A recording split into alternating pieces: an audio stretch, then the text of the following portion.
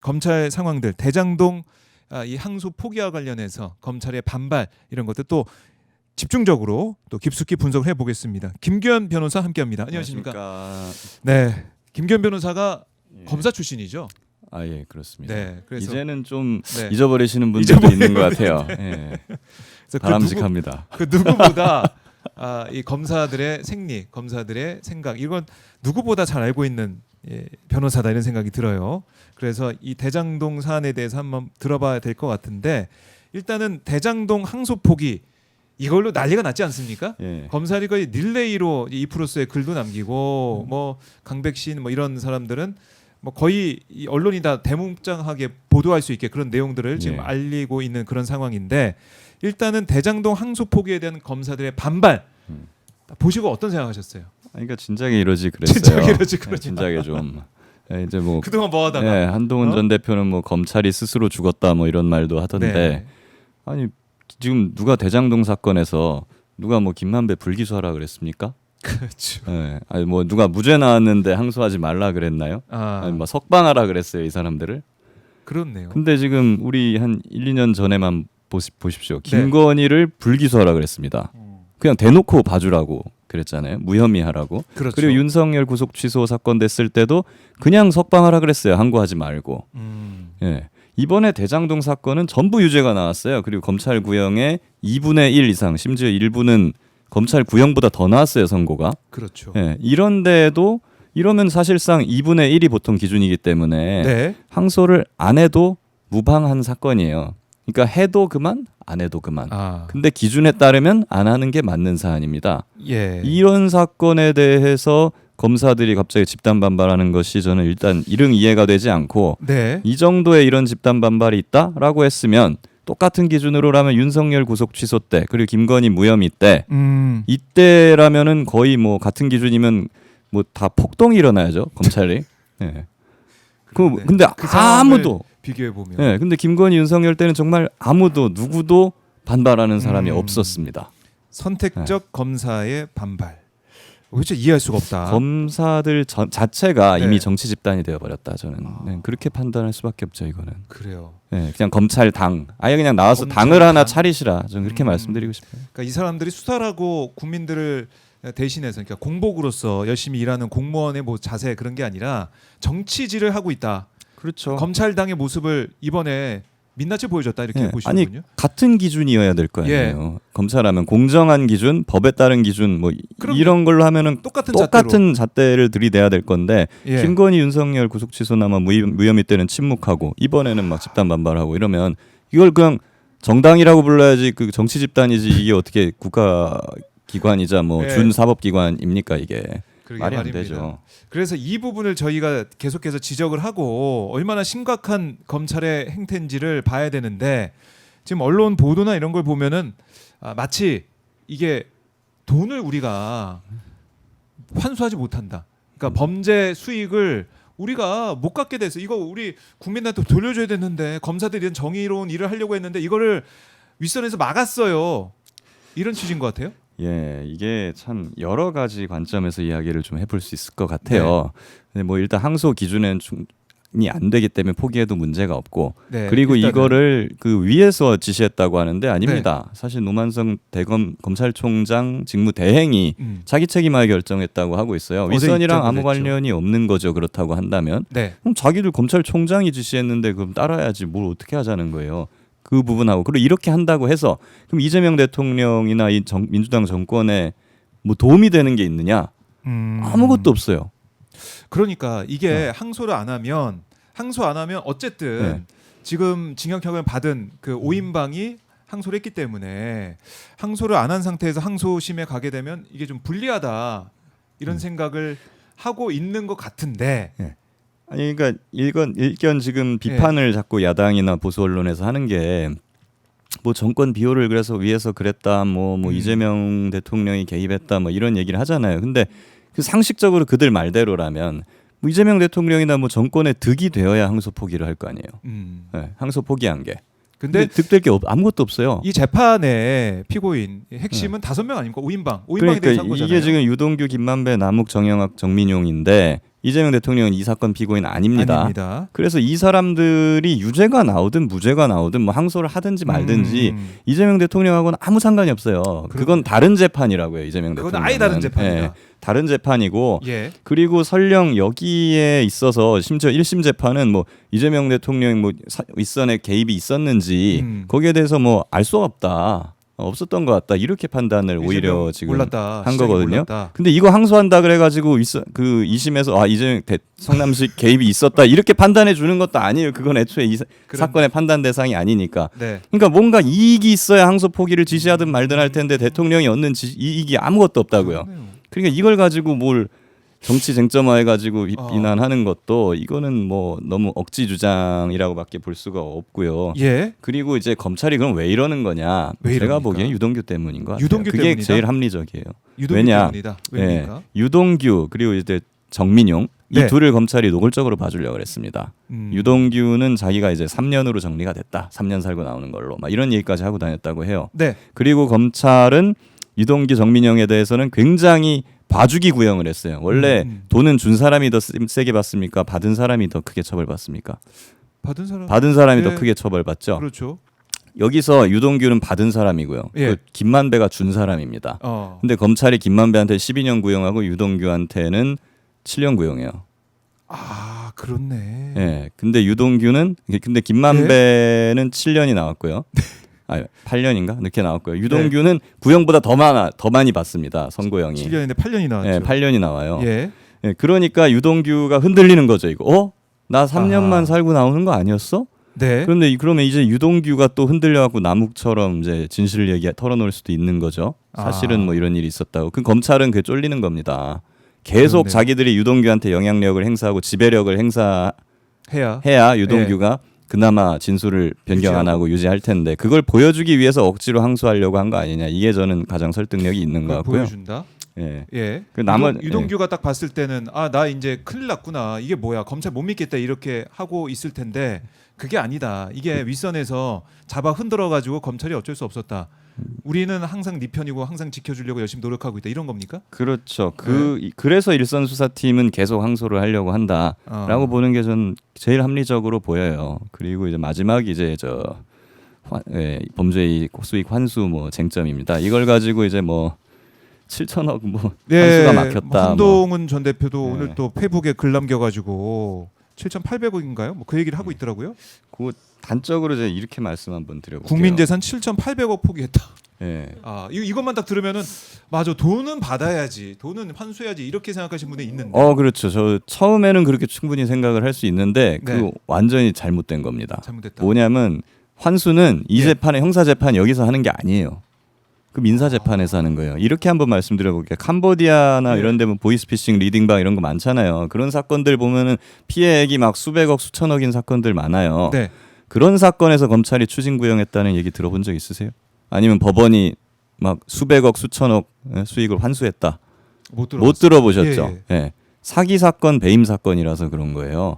그거는 국고로 환수하면 안 되고요. 피해자들한테 돌려줘야 되는 겁니다. 그렇겠네요. 피해자들한테 갈 거를 왜 국가가 국고를 갖고 와갖고 뺏어갑니까? 이게 원래는 뭐냐면 그래서 몰수나 추징 같은 경우에는 네. 피해자가 없는 범죄에서만 가능해요. 뇌물죄, 마약죄 이런 것들. 그 수익을 얘네들이 그냥 갖고 있게 하면 안 되는 것들. 그리고 피해자가 없잖아요, 이거는. 그렇죠. 그러니까 국가가 가져가는 겁니다. 국고에 집어넣는 거죠. 근데 사기죄, 네. 배임죄, 횡령죄 이런 것들은 피해자가 있는 범죄입니다. 그렇습니다. 이것들은 국가가 추징을 해서 국고로 집어넣으면 피해자들은 어떻게 해요? 안 되죠. 저 내 돈인데 네. 내가 받아가야 되는데 왜 국가가 뺏어가? 피해자가 이렇게 되는 거거든요. 아하. 예, 그래서 사실 원칙적으로 이 대장동 사건은 뇌물죄 사건이 아니고 지금 배임죄 사건이에요. 뇌물죄를 엄청나게 찾으려고 했는데 못 찾았죠. 못 찾았지. 네, 2, 3년 동안. 그래서 배임죄로 했는데 그럼 배임죄 사건인 피해자가 누굽니까? 성남시입니다. 그럼요. 성남시청이에요. 그럼요. 네, 그러면 이 사건 뭐 피해금이 7,800억이라는데 그것도 말이 안 되지만 네. 제가 보는 피해금은 1,120억 원이에요. 법원이 인정한 것도. 그거는 성남시에 돌려줘야 될 돈이지 네. 국가가 가져가면 안 되는 겁니다. 이거는. 네. 그런 것이고 네. 그래서 사실은 이제 추징을 하면 안 되는 거고 그거는 민사 재판으로 성남시가 대장동 민간업자 일당들한테 소송을 해갖고 받아내야 되는 거고요. 아, 그래서 성남시는 소송을 했다고 해 언론부도 보니까 소송하고 있더만요. 그래요? 네, 그럼 그것도 그 잘 소송에서 알지 받아내면 않았네. 되는 것이고 그리고 지금 이 범죄 수익이나 이런 게 뭐 7,800억이라는 게 그게 말이 안 되는 것이 네. 대장동 사건으로 얻을 수 있었던 이익 총액 이익이 아니라 그 매출 수익 총액을 그냥 다 잡아버린 거예요.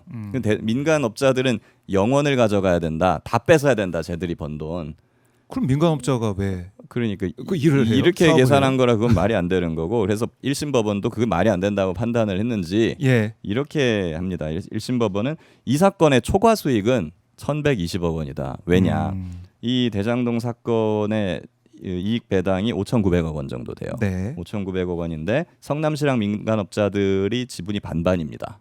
그러면 원래대로라면 그럼 2,950억 원씩 가져가야 되는 거죠. 반반이니까. 예. 그런데 성남시 입장에서는 이게 경기가 오를 수도 있고 안 좋을 수도 있잖아요. 손실을 볼 수도 있으니 우리는 확정이익으로 가져가겠다. 네. 확정된 이익. 우리는 딱 1,830억까지만 가져간다. 아. 이거는 근데 우리한테 뭐 손실이 나든 뭐하든 무조건 우리한테 이건 줘야 돼. 그 대신 이걸 초과하는 수익은 민간업자들이 다 가져가. 이렇게 한 거거든요. 그래서 실제로는 1,830억 원만 성남시가 우선적으로 받고 나머지 수익 한 4천억 정도 돼요. 이거를 민간업자들이 가져간 거거든요. 그러면 원래 그 법원 논리대로 하더라도 그 우선 이익 배당 약정이 없었다고 해서 반반씩 가져갔다면 2,950억을 가져갈 수 있었죠, 성남시가. 그렇죠. 그런데 근데 1,830억밖에 못 가져갔으니까 이 차액인 1,120억 만큼 손해가 난 거예요. 예. 그러니까 이 사건에서 범죄 수익은 1,120억 원이에요. 더 이제 더 민간업자들이 가져간 돈이 이게 된. 1심 법원의 판단이고 판결문에 있는 내용입니다. 이게 네. 1,120억 원인데 근데 이거는 성남시에 돌려줘야 될 돈이죠, 원칙적으로. 그럼요. 국가가 추징하면 안 되는 거죠. 그런 것이고 근데 이 중에서 428억 원은 일단 추징을 합니다. 1심 법원에서도. 그럼 그건 뭔 소리냐? 네. 이 1,120억 원은 두 가지 종류의 이익으로 나뉘는데요. 뇌물성 이익 1번, 그다음 배임성 이익 2번이에요. 뇌물성 이익은 뭐냐면 1,120억 원 중에서 네. 김만배가 유동규한테 이거 잘 되면 나중에 428억 줄게. 400억 정도 줄게. 네. 그렇게 얘기를 해요. 그 그렇죠. 약속이 됐던 돈이에요. 아. 그중에 일부 소액은 또 넘어가기도 했어요. 예. 그렇기 때문에 이거는 사실상 뇌물이다. 그러니까 뇌물이니까 428억 요거는 추징을 해도 돼. 네. 라고 해서 추징을 한 거고 나머지 한 600억 원 정도는 예. 이거는 그냥 배임으로 얻은 이익이라서 이거는 성남시에 돌려줘야 되는 거야. 네. 그러니까 성남시가 소송해갖고 받아가면 돼. 그렇네요. 라고 하는 것이고요. 그리고 예. 김만배 일당들의 재산을 2천억 원을 검찰이 추징 보전 걸어놨어요. 이 가압류 같은 거예요. 그렇기 때문에 묶여 있기 때문에 성남시가 그 2천억 원에 대해서 가압류 걸고 민사 소송하면은 받아내면 실제 되겠네요. 받아내는데 아무런 지장이 없어요. 그러면은 변호사님 말씀을 들어보면 이 뇌물액 428억 그 포함해서 여러 가지 합쳐서 1심 판단인 473억 3,200만 원 추징을 한 걸로 나오는데 이거 그다음에 성남시가 이제 받아야 되는 돈 그걸 다 더해도 7,800억이 안 되는데 이걸 7,800억 이 얘기를 검찰이 계속 하고 있습니다. 7,800억은 진짜 뭔 소리냐면 예. 그냥 민간업자들의 매출이나 뭐 이런 거 그걸 다 합한 거예요. 그거 다 내놔, 토해내. 회계상 이익이나 이런 거. 야, 그러니까 사실은 원래대로라면은 민간업자들도 이익을 가져가죠, 성남시랑. 예. 그걸 공정하게 배분해야 된다는 겁니다. 근데 이 과정에서 유동규나 막 이런 사람들이 이제 김만배가 장난을 쳐서 네. 그 성남시가 더 적게 가져가고 적게 민간업자가 가져가고. 더 많이 가져갔잖아요. 그러면 배임의 이익은 뭡니까? 더 많이 가져간 부분이 배임 이익인 거지. 네. 너희들 번 돈 다 내놔. 이거는 어린아이 같은 거죠. 법 논리에도 안 맞습니다. 예.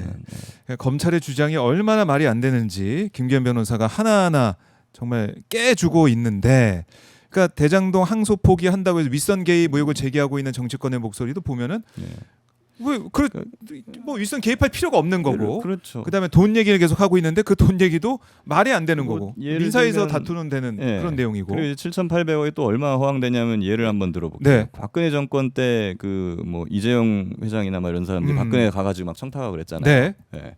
그 청탁을 인정이 됐어요. 예를 들어서 그래가지고 뭔가 부당한 짓을 했어요. 네. 그러면은 그 이후에 삼성이 벌어들인 매출 막 수백 조 원대인데 그거 다 배임 이익이 그거 다 추징할 거예요, 그럼? 그러네. 그 논리라면 그렇게 해야 되겠네. 그 논리예요, 지금. 예. 참 지금 검찰에서 또 국민의힘에서 이 사안 가지고 아마 뭐 이번 한 주 내내 매일매일 이걸로 계속 울고 먹을 것 같은데 오히려 이재명 대통령한테는 손해입니다, 이게. 오히려? 항소 포기를 한 것이. 네. 그럴 필요도 없었고. 그렇죠. 사실은 뭐 맘대로 해라 하고 그냥 사실 항소하게 해줬어도 아무런 뭐가 없어요. 그렇게 볼 수도 있겠네. 그러니까 이재명 네. 대통령 입장에서는 내 재판도 아니고, 예. 이거 그 사람들 잘못해서 재판부에서도 진짜 그야말로 구형보다 더 높게 선고하고 구속시켜 버렸는데 다 잘 되고 있는 것인데. 그렇죠. 그걸 굳이 항소 포기하라 이렇게 할 이유는 없는 거고. 그렇습니다. 다만 네. 이제 이재명 대통령이 전에 뭐 항소할 이유가 없는데 네. 억지로 항소하고 상고해가지고 괴롭히고. 이제 막 계속 괴롭히고 뭐 하는 그 부분이 있고 그러다 보니까 사실 엄밀하게 따져보면 항소 기준에 맞춰봤을 때 이건 항소 포기하는 것이 좀 더 맞고 네. 이러다 보니 검찰총장 대행이 고심 끝에 그렇게 결론을 내린 것 같은데 제가 이재명 대통령이었다면 그냥 항소하게 놔둬 이랬을 것 같아. 괜히 시끄럽게 만들지 마. 오히려 그렇지. 이거 지금 국민의힘이 주장하고 검찰에서 주장하고 있는 게 정말 말이 안 되는 안 되는 그런 상황. 거죠. 근데 사실 그냥 항소하게 놔둬 항소시켜 이것도 개입입니다, 대통령. 그렇죠. 그러니까 사실 그것도 하면 안 되는 거죠. 그냥 뭐 검찰에서 판단해서 한 거고 얘기했잖아요. 검찰총장 대행이 중앙지검장하고 소통해서 했다.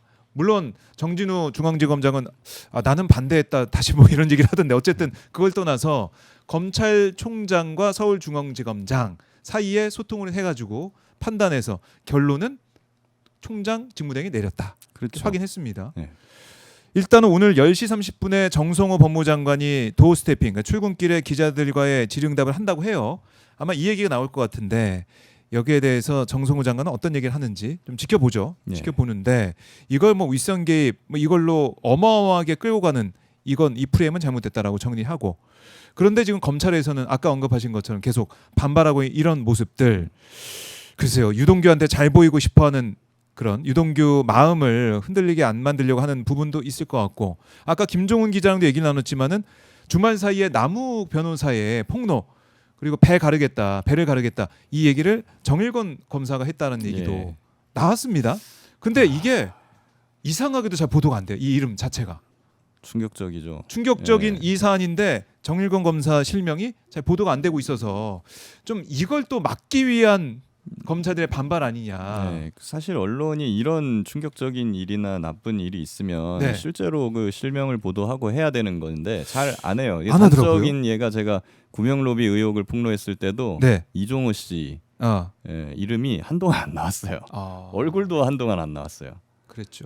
그런 일들이 있어서 사실 정일권 검사도 약간 뭐 초반에는 이럴 것 같은데 근데 결과적으로 내용이 내용인 만큼 나중엔 다 나올 것 같기는 합니다. 근데 보면은 한번 이것도 제가 어이가 없는 것이 배를 가른다?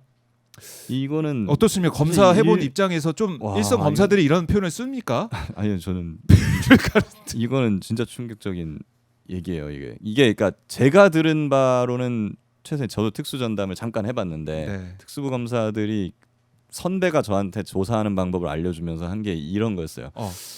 사장님, 제가 사장님 죽이자고 아닌데 사장님을 잡자고 이렇게 하는 거 아닌 거 아시잖아요. 근데 사장님이 계속 말을 안 하고 가만히 있으면 저는 하루 종일 사장님 계좌만 쳐다봐야 되고 사장님 가족 친척 회사 뭐 장부 이거만 하루 종일 봐야 되는데 뭐 안 나오겠습니까? 그 정도. 이 정도. 뭐 이것만 해도 사실 좀 상당히 협박처럼 들리죠. 그렇죠. 가족 얘기 나오고 지인 얘기 나오고 이 정도인데 이거를 이제 그 훨씬 더 레벨업 시켜가지고 해버리면은 당신이 불면은 나는 그것만 딱 끄집어낼 건데 안 불면 나는 이제 칼로 당신 배 깔아서 막 이렇게 해집을 거다. 이 얘기 아닙니까? 아이 사진 보여주고 막 이러고 있어요. 그 아이 사진까지 보여주고 집에 가야 될 거 아니냐, 당신 여기서 뭐 하는 거냐. 이거는 거의 뭐 그러니까 아까 저희 댓글에도 조폭 얘기 나오더라고요. 조폭이나 하는 방식인 거고 이미 선을 넘어도 한참 넘은 것 같아요. 그리고 이거에 대한 해명이 나왔었는데 해명도 굉장히 웃겨요. 뭐 외과 수술 하듯이 환부만 도려낸다는 거 예시를 든 거다. 진짜로 배를 가른다는 게 아니었다라고 하는데 진짜 배는 안 가르게. 당연하죠. 아니 조폭도 그렇게 변명해요. 조폭 두목도 재판에 나와가지고 네. 제가 사실은 진짜 죽이려는 것이 아니고 사람을 드럼통에 잠깐 넣었다가 빼려고 그랬던 거예요. 이런 식으로 변명해요. 충격적입니다. 그러니까 이건 말이 안 네. 되는 거고 제가 보기에는 당시 이제 윤석열이 대통령 되고 나니까 친윤 검사들이 네. 자기 세상이 왔다 생각해가지고 거의 반쯤 제정신이 아니었던 것 같아요. 제정신이 아니었을 것이다. 네, 그렇죠. 그러니까 이거를 그러니까 타겟이 정해져 있고 네. 거기로 가기 위해서는 진술이 필요하고. 그러니까 이게 일단 우리 세상이 왔고 그럼 예. 얘만 잡으면 이재명만 잡으면 나는 이 정권에서는 완전 그렇네. 출세 가도를 달릴 수 있다. 보여줄 수 라는 있다. 거에 눈이 뒤집혀서 네. 제정신적인 그런 판단을 못했던 거 아닌가 그런 것 같습니다. 아니 이 오랫동안 아이들을 보지 못한 상황에서 도의적 인도적 차원에서 아이들 사진을 남욱한테 보여줬다. 이게 말이 됩니까? 예? 그러면 사실 수사 기소를 이래서 분리해야 된다는 말이 나오는 거거든요. 원래 검사들이 직접 수사는 한 1, 2%밖에 안 되잖아요. 10%가 예, 안 돼요. 그렇죠. 대부분 90%는 경찰이 수사한 거를 송치받아서 보는 건데 사실 경찰 수사를 보면 네. 이런 것들이 꽤 많거든요. 그래요. 그렇죠. 근데 그것들이 이제 사건 자체가 정치적으로나 아니면 사회적으로 큰 사건은 아니니까 네. 이슈가 안 될 뿐이지만 사실은 작은 사건에서는 경찰도 이러한 그 행동을 합니다. 가끔 네, 수사하다 보면은 사람이 자기 편향에 빠져서 네. 달다 보면 그렇게 돼요. 근데 그거를 적절히 걸러주라고 있는 게 검사죠. 제도죠. 네. 네. 인권 보호를 위해서 그렇죠. 검찰이 역할을 해야 그래서 되는 이제 거 수사하는 아닙니까? 거 기소하는 걸 나누자고 한 것이죠. 이래서 수사 기소 분리의 필요성이 나오는 거예요. 랑랑할미님이 변호사에게 저 정도면 일반 시민들에겐 어떤 방법이었을까 이렇게도 말씀하고 계시고 이윤희님이 주말에 정말 충격이었습니다. 조폭인 줄 알았어요 했는데 이 사안이 제대로 보도가 안 되고 있다는 거 참 희한하고 말도 안 되는 사안이다라는 거고 그리고 이제 연어 술 파티 관련해서도 이제 법무부가 오마이뉴스에 확인해준 내용을 보면 연어 술 파티 당시 편의점 결제 내역 소주 맞다 1,800원 이게 법무부가 지금 들여다보고 있는 거 아닙니까? 예. 확인이 됐다는 거예요. 그러니까 연어 술 파티 회유 의혹 박상현 검사는 국회에 나와서 아니다라고 부인하고 했지만 연어 술 파티 의혹은 점점 짙어지고 있다. 이것도 검찰의 수사 행태 맞물려 있는 거 아니겠습니까? 그렇습니다. 저도 사실 이게 최초로 문제 제기됐을 때는 네. 사실은 저도 안 믿었어요. 안 믿었어요. 예. 못 믿겠더라고요. 이거는. 아니 이런 이건- 경우가 검사 하실 때 계속 얘기하게 되네. 검사하실 때 이런 거 아니 없었다. 있을 수가 없죠. 예, 예. 그래서 저도 처음에 이거 뭐야? 이거 괜히 이거 잘못 받은 이게 이 똥볼 찬다.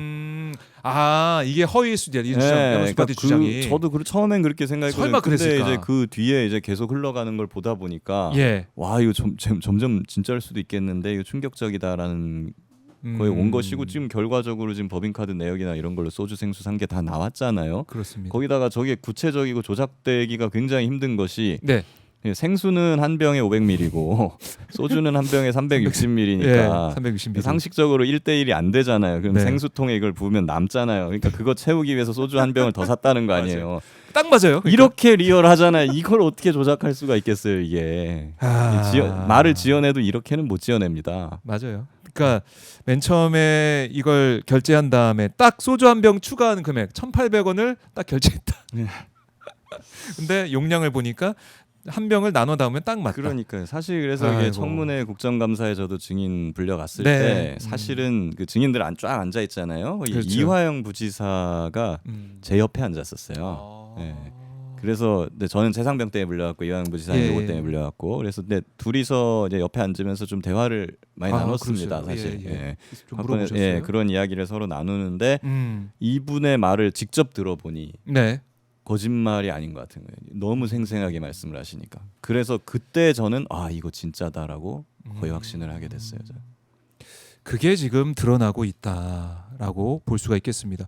그러니까 검찰의 행태, 검사들의 모습을 보면 아까 박선원 의원도 얘기를 했지만은 이렇게까지 조작을 하고 이렇게까지 하나하나 말도 안 되는 일을 벌여가면서 이재명 대통령을 잡고 어차피 잡고 난 다음에 괜찮아. 우리가 계속 영구 집권할 거니까 그런 생각을 했고 그러기 위해서 내란했다라는 합리적인 의심, 예. 계획적으로 준비했다는 생각을 할 수밖에 없습니다. 그렇죠. 예. 예. 검사들의 충격적인 모습들 지금 이번에 대장동 사안을 통해서도 분명히 확인하고 있는데 아까 김동아 의원 페이스북에 글 남긴 거 보니까 이거 대장동 이제 사건이라고 계속 얘기하고 있는데 이거 그렇게 이제 부르면 안 된다. 대장동 사건 마치 이재명 대통령이 연결돼 있는 것처럼 부르면 안 된다. 이런 얘기를 하고 있습니다. 그래서 대장동 조작 사건이라고 불러야 된다. 이런 얘기를 하고 있거든요. 이제는 이 사건의 실체가 달라지고 있는 것 같아요. 맞습니다. 바뀐 것 같아요. 예, 어떻게 보십니까? 이 부분에 대해서는 이제 철저한 진상 조사가 좀 이루어져야 되는 것이고 네. 1심 법원 판결문만 보더라도 음. 성남시 수뇌부 즉 이재명 대통령이죠. 수뇌부의 개입 정황은 확인되지 않고 오히려 김만배가 유동규에게 막 뇌물을 주고 청탁을 해서 네. 유동규가 민간업자들한테 이제 음. 그 이익을 몰아준 식으로 네. 예, 그렇게 작업을 한 내용만 지금 확인이 점점 돼가고 있는 거거든요. 그러니까 결국 이건 유동규가 작업을 한 거.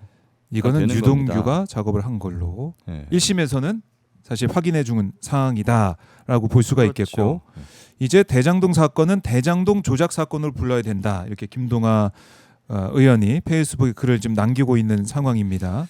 예, 조작 사건. 맞습니다. 그래서 여기에 대해서 국정조사, 뭐 청문회 등등 모든 수단을 다 이제 동원해 가지고 진상을 밝혀야 된다. 그렇죠. 이렇게 김병기 원내대표도 얘기를 했는데 이제는 그쪽으로 가야 될 것 같아요. 더 이상 뭐 이걸 본류 재판 1심 뭐 항소를 안 했다고 해서 지금 검사들이 난리치고 있지만 이걸 거의 또 휩쓸리면 안 되는 것 같습니다. 예, 이 부분에 대해서는 뭐 지금 국정조사나 특조위, 네. 뭐 상설특검 여러 가지 얘기가 나오는데 가장 적합하게 신속하게 밝혀낼 수 있는 방법으로 네. 진행이 좀 된 다음에 뭐 공소 취소를 하든지 아니면 법원에서 공소 기각 판결을 하든지 네. 예, 그렇게 진행돼야 될 것 같습니다. 그렇습니다. 오늘도 장동혁 대표는 이런 얘기를 했네요. 7,400억 대장동 항소 포기 이재명 대통령만 할 수 있는 일. 어떻게 반박하시겠습니까? 다시 한번. 그러니까 일단 7,800원이 그게 일단 말이 안 되는 거라 이거. 이 얘기를 계속 밀고 있네. 돈 얘기를 밀고 있습니다. 이재용이 박근혜한테 청탁을 했으니 네. 삼성이 그간 벌어들인 매출 수백조 원은 다 추징해야 된다. 뭐 이 논리라서 그건 뭐 됐고 말도 안 되고. 일단 범죄 수익은 1,120억 원이고 그중에 한 470억 추징이 됐고 나머지는 성남시가 소송해서 받아오면 되고 성남시는 소송하고 있다. 예. 그 돈 얘기 이렇게 이걸로 정리하고 정리하면 될 것 같습니다. 그리고 그거는. 이재명 대통령이 이걸 지시할 사안도 아니고 그럴 필요도 없고 그리고 애초에 대통령이 뭐 하라 마라 할 게 아니고 그냥 알아서 밝혀지고 있잖아요 이게. 자기들의 범죄 사실이 자기들은 이재명을 표적으로 그 뭔가 밝히기 위해서 2, 3년 동안 탈탈 털었지만 아무것도 밝혀지지 못했고 네. 근데 자기들이 그 과정에서 불법 조작한 것들은 이재명 대통령이 아무것도 안 해도 그냥 막 밝혀지고 있습니다. 그렇네요.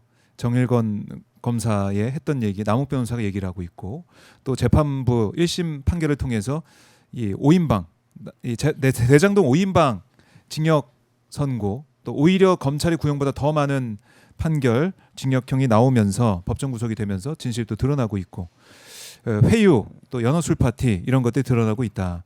이걸 진상을 조사하고 밝히면은 이거 처벌받는 사안 아니겠습니까? 그럼요. 조작 사건이기 때문에 진술 조작하면 중대한 범죄죠. 중대한 범죄이기 때문에 그리고 이건 탄핵 사유입니다. 검사 탄핵 검사 탄핵해야죠 또. 검사 탄핵도 해야 된다. 알겠습니다. 이거 저희가 초점을 어디에 맞추냐 이게 중요해 보인다. 돈 얘기 이거 말도 안 된다. 이재명 대통령 얘기 말도 안 된다라고 정리해 보고요. 그래도 오늘 오셨으니까 오세훈 명태균 이 얘기를 그래도 잠깐 하고 갈까요? 대질신문이 있었습니다. 피의자 오세훈과 참고인 명태균 대질신문인데 뭐 예상대로 두 사람 평행선에 달렸다라고 하고 있습니다.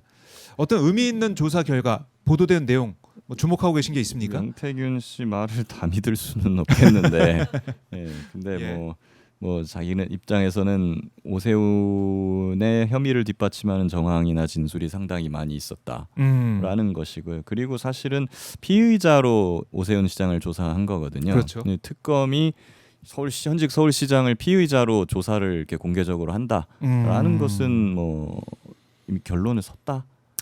라고 볼 수밖에 없을 거예요. 이렇게 해놓고 아무것도 안 하고 그냥 아무것도 안 한다. 특검을 종료시킨다라는 것은 상상하기 어렵잖아요, 사실. 그렇기 때문에 결국 오세훈에 대한 어떤 기소 방침은 선 것이 아니냐 이렇게 해석해야 될 것 같습니다.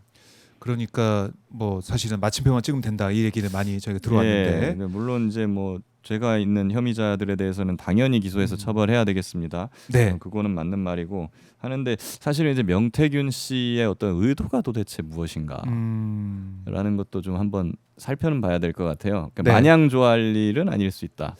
이게 결국 왜냐하면 명태균이 자기의 네. 그런 죄를 좀 벗어나고 뭐 강혜경 씨나 그렇죠. 김태현한테 넘기려고 한 게 아니에요. 그런 부분으로 지금 공작을 하고 있는 걸 수도 있고요. 그리고 무엇보다도 명태균 씨는 자기가 살려면 오세훈이 날아가야 돼요. 예. 오세훈을 날리고 나면은 그러면 예. 새로운 국힘 이제 보수 진영의 서울시장 후보가 누가 될 것이냐라는 이런 공간이 열려야 거기서 명태균이 활약을 할 수 있습니다. 내가 또 활약하고 내가 좀 뭔가 뭐 돈도 벌고 이익을 얻기 위해서는 새로운 후보가 또 나와야 되는군요. 그렇죠. 그러니까 그렇기 때문에 이건 그냥 자기들끼리 싸우는 거예요. 그런- 예. 그러니까 그래요. 뭐 거기에 우리가 뭐 그냥 뭐 명태균 잘한다 이렇게 예, 응원할 예, 것도 아니고 이래다 저래라 할 건 아닌 것 같습니다. 오세훈이 이 죄값을 받을 수 있게 어떻게 네. 되는지 지켜봐야 된다라는 거 강조를 합니다. 그리고 이제 도이치 주포로 이제 알려진 이준수 씨, 뭐 지금 저희가 지난주까지 뭐 이씨 이렇게 했는데 네. 이준수 이름이 좀 거의 다 나온 거 아니겠습니까? 예. 압수수색 중에 도주를 했어요. 체포가 예. 지금 아직 안 돼서 길어지고 있는데 새 강자 이준수. 씨, 예, 강자입니다. 네 강자입니까 네. 결국? 이게 사실은 네. 특검팀에서는 이준수의 존재를 진작에 파악을 하고 계속 추적을 해오고 있었던 거거든요. 이 사람이 또 지금 지명수배 중이기도 해요. 원래 지명수배 중이었습니다. 네. 음주운전으로요. 네. 예, 근데 그래서 금방 이제 잡을 수 있을 걸로 생각을 했는데 이제 압수수색 중에 막 2층에서 뛰어내려서 도주를 해버렸고 그래서 계속 추적을 해오고 민중기 네. 특검도 이 사람을 잡는 거에 대한 의지가 굉장히 강력하다고 해요. 수사팀도 그렇고. 근데 이제 이게 SBS를 통해서 단독 보도가 돼버리면서 공개가 됐어요. 예, 근데 이준수가 더 꽁꽁 숨어버리는 상황이 됐습니다. 수사팀 입장에서는 보도가 또 도움이 준 게 아니었네요. 물론 이번에는. 이제 누군가가 이제 제보를 해가지고 잡힐 가능성도 있겠습니다만은 이렇게 되면은 이준수 입장에서는 더 꽁꽁 숨으려고 하겠죠. 예, 그런 부분이 있기 때문에 근데 뭐 기존에 이렇게 공개적으로 된 마당에 예. 이제는 또 많은 분들이 좀 이렇게 주변에서 제보를 좀 해주셔서 이게 해주셔야 찾을 수 있지 않나 그렇네요. 하는 생각이 들고요. 그리고 예. 이제 특검은 예산이 없어서 음. 현상금을 걸 수가 없습니다. 그래요? 예, 그 하려면 이제 경찰청이랑 뭐 이렇게 협조를 해야 되는데 그것도 좀 쉽지 않은 상황인 것 같기도 하고 그래서 많은 분들이 네티즌이나 시민분들이 좀 도와주시면 좋겠다 네. 하는 생각이 좀 들고요. 일부 유튜브에서는 좀 대형 유튜버들이 과거에 이기훈 잡고 할 때 뭐 자체적으로 유튜브에서 현상금도 걸던데 이번에도 한번 또 그런 데서 해주시면 어떨까 하는 생각 듭니다. 예, 어쨌든 이제 언론 통해서 알려졌기 때문에 이준수의 존재를 국민들이 다 이제 파악을 하게 됐습니다. 이번에 도이치모터 주가 사건 재판에서 김건희, 이준수 나눈 카카오톡 대화가 또 공개가 됐어요. 이 과정에서 김건희 씨 구토 증세를 보여서 구치소로 돌아갔는데 이 내용 한번 저희가 좀 정리해드리면 2012년 10월 5일 나눈 카톡 대화 이게 제시가 돼서 보니까 이 씨가 김 씨에게 난 진심으로 너가 걱정돼서 할 말 못할 말 못하는데 내 이름 다 노출시키면 다 뭐가 돼. 김기현이 내 이름 알고 있어. 도이치는 손대기로 해서 뭐 이렇게 얘기를 했고 김 씨가 내가 더 비밀 지키고 싶은 사람은 내가 더 비밀 지키고 싶은 사람이야 오히려 이렇게 답을 했다는 건데 이건 어떻게 해석해야 됩니까, 변호사님? 여러 가지 해석이 있어요. 이걸로 근데 보면은 이제 그 기본적으로 이준수 씨도 도이치 주가 조작에 어떤 형태로든 이제 관여가 좀 된 것 같고, 네. 근데 그 과정에서 이준수 씨는 좀 비밀스럽게 하고 싶었나 봐요. 그런데 김건희 여사가 네. 이준수라는 사람이 있다는 거를 기존의 주포들한테 어떤 형태로건 알려지게 만든 거 아닌가 싶고. 그래요. 그러니까 이제 김기 이 사람들은 다 선수들이잖아요. 김기현, 이준수 막 이런 사람들이. 그 선수들은 다 자기가 다 먹고 싶어하지 누가 껴가지고 나눠 먹고 막 이런 거 싫어할 거 아닙니까? 그런 상황에서 이제 김기현이 이준수가 여기 들어와 있어? 이런 게 알면 서로 이제 싫을 거 아니에요. 그래서 내가 네. 손 떼기로 했다. 네, 그래서 아마 이준수 나는 손 뗄래 뭐 이런 거 아닌가 싶고 네. 그 와중에서 이제 너가 걱정된다라고 하는 것은 김 여사 너 여기 괜히 그 너무 깊게 개입하면 나중에 너도 다친다. 이렇게 진심으로 걱정해주는 그런 내용인 것 같은데 뭐 이것도 어떻게 보면 굉장히 밀접한 관계였다는 걸 추단할 수 있는 그런 내용이 아닌가 그렇네요. 싶습니다. 예. 걱정해주고 예. 챙겨주는 그렇죠. 그런 느낌의 카톡대가 공개가 됐다라는 거. 자, 어쨌든 이 도이치모터 주가 조작 관련해서 이제 이준수가 빨리 잡혀야 또 여러 가지 사안들을 특검이 파악을 하게 될 텐데 확실한 거는 뭐 함께 주가 조작에 가담을 했다는 거. 이거는 다 파악을 하고 있는 것 같아요, 특검이. 그렇죠. 예. 그래서 이제 민특검도 잡고 싶어하는 것이고 그리고 이준수 씨는 도이치에 대한 관여 정황은 좀 미미해요. 미미한데 딴 게 막 있어요. 다른 것들이 그 시기에 다른 회사에 있는데 언급이 되더라고요. 계속. 그렇기 때문에 그런 부분에 대한 김건희의 추가 연루 이런 것들을 위해서라도 꼭 잡아야 되는 거죠. 네, 그러게요. 중요한 인물이다. 그러니까 추가적으로 도이치 말고 다른 사안에 있어서 추가적인 핵심 인물이기 때문에 꼭 체포를 하고 따져 물어야 된다라고 정리를 또 해보도록 하겠습니다. 자, 오늘 김기현 변호사와 함께 말씀 나누니까 역시 검사 출신이라서 내부 상황을 또 잘 아셔가지고 제가 검사 출신인 거를 자꾸 이제는 좀 잊혀지면 좋겠는데 이제 널리 알려야 될 것 같아요. 네. 정말 이렇다. 배 가른다는 얘기 안 한다. 이런 것들 좀 제가 많이 알려주십시오. 제가 피의자한테 제일 잘해준 거. 저도 사실 진술 듣고 싶잖아요. 그러니까요. 검사할 때. 예. 그래서 제가 제일 잘해준 거에 최대한은 전 초코파이 주는 거였습니다.